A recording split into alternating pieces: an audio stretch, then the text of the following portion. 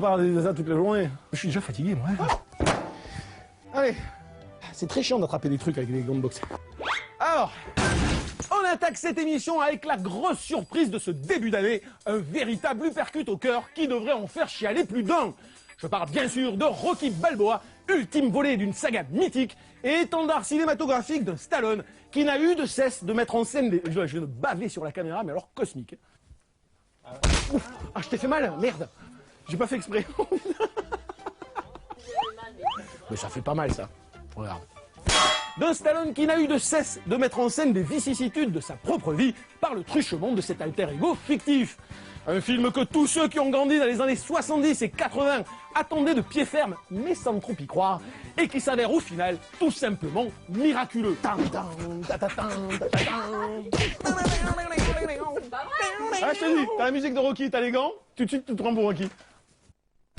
Ostracisé à Hollywood, méprisé par ses pairs suite à une succession de bides justifiés, Stallone connaît depuis plus de 10 ans une traversée du désert qu'il ne doit qu'à lui-même et à des choix de carrière désastreux.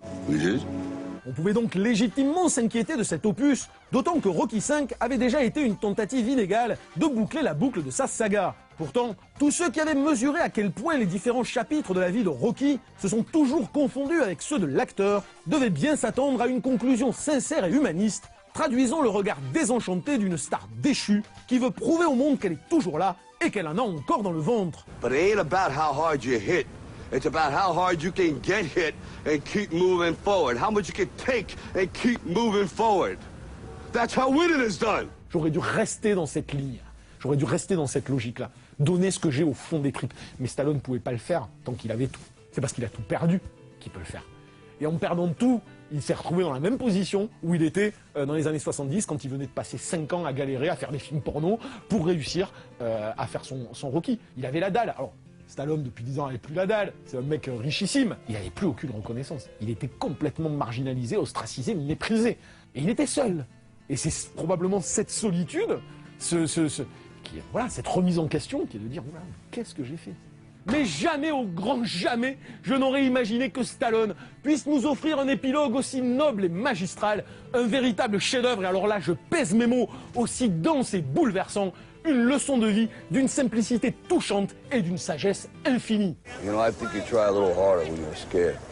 This is what has worked for me. Une œuvre profondément mélancolique qui s'épanche avec nostalgie sur la vie de son personnage, mais qui surtout traduit sans phare, avec une sincérité poignante, le regard lucide que porte Stallone sur sa propre vie. Et c'est sans doute cette liberté retrouvée, hors des grands studios, alors que les galères se sont rappelées à lui, comme à ses débuts, qui lui a permis de se mettre à nu de nouveau. Un budget modeste et un temps de tournage restreint l'ont ainsi contraint à retrouver la quintessence d'un personnage profondément humain, et surtout une mise en scène épurée, sans artifice clinquant, qui dépeint avec une acuité rare les stigmates que la vie lui a laissés. Le mec a décidé, ben non, on n'a pas de thune, on n'a pas d'argent, je fais pas de travelling, il n'y a pas de travelling dans le film, il n'y a pas de mouvement de caméra complexe, c'est du brutal, c'est du brut de décoffrage, avec une lumière magnifique, t'as l'impression de faire un bond en arrière, de revenir dans les 70s. Alors, si tu veux jouer les pinailleurs, tu vois clairement qu'il y a eu un montage qui a sacrifié, entre guillemets, des sous-intrigues. C'est-à-dire qu'on voit quelques personnages dont on sent qu'il y a un travail qui a été fait narratif dessus et qui ont été un petit peu sabrés au montage, mais ces petits trucs que tu ressens, ça nuit en rien. La gueule de Stallone, comme je le dis souvent sur certains mecs, mais lui, c'est devenu un paysage. Non seulement c'est devenu une masque, un mec qui est toujours en forme, mais en même temps il a des stigmates sur son visage. Mais il a une telle humanité dans le regard, une telle humanité dans le visage, et que tu retrouves dans tous ses décors. C'est-à-dire qu'il y a vraiment... Stallone, Rocky, Philadelphie font un. C'est un être complexe à multiples facettes, douloureux, même avec ses rides, avec sa souffrance. T'as ce mec qui arrive, qui dit, ben voilà, je suis ce que je suis, mais j'existe. Et j'ai peut-être quelque chose à dire.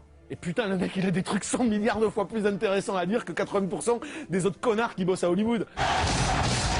Mais au bout du compte, c'est un scénario brillant, au dialogue d'une justesse et d'une humilité déconcertante, qui s'offre à nous comme une vérité prise sur le vif. Tel un Clint Eastwood auscultant son passé, Stallone observe sa propre image, celle iconique qu'il renvoyait au monde, comme celle d'un artiste qui, toute sa vie, a cherché à retrouver la puissance émotionnelle du premier Rocky, film fondateur et manifeste de ses principes humanistes, sans jamais y parvenir.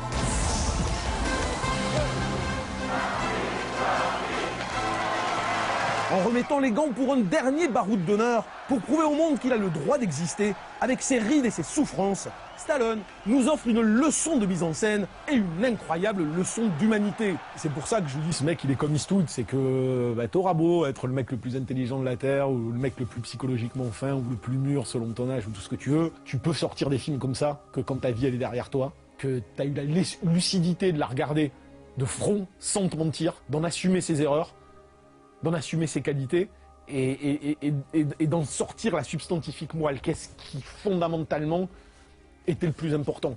Et corriger ses erreurs, peut-être. You're living backwards, Rocco! Change the channel from yesterday!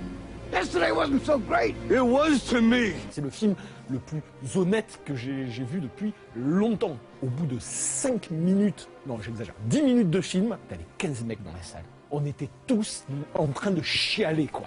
C'est hallucinant ce qu'il a réussi à faire. Moi je dis à tout le monde, je défie quiconque déjà de pas chialer. Alors là je défie quiconque. Non seulement l'acteur a réussi à retrouver et transcender la puissance émotionnelle du premier Rocky, mais encore, nous lègue-t-il, l'un des films les plus dignes qu'il m'ait été donné de voir.